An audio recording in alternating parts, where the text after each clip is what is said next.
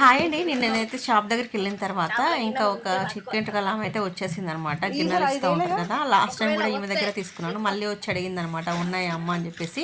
ఇంకా నేనైతే చిన్నోడు ఇంట్లో ఉంటే వాడితోనైతే తెప్పించాను. ఇంట్లో ఉంటే ఇదిగోండి నేను తీసుకున్న ఐటమ్స్ కొన్ని తక్కువనే ఉండేయండి, కానీ వాళ్ళకి మరి ఎక్కువ రేట్ వస్తుందో ఏమో తెలియదు, కానీ నాకైతే 2 ఇస్తా అన్నది ఇవి.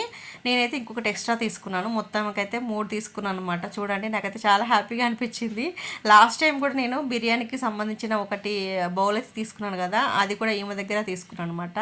కానీ కొంతమంది అయితే మోసం చేస్తూ ఉంటారు. అది మనం ఎన్ని వెంట్రుకలు ఇచ్చినా కూడా ఇలా ముడిచి ముడిచి మనకి చిన్నగా చేసి ఇన్ని అయినాయి అని చెప్పేసి అయితే చెప్తూ ఉంటారు. కానీ ఈమె కూడా అంతే కావచ్చు, కానీ అలానే ఫోల్డ్ చేసింది. కానీ ఏమో నాకైతే కొంచెం సాటిస్ఫాక్షన్ అనిపించింది అనమాట. కొంతమంది అయితే ఇలా కూడా ఇవ్వరు.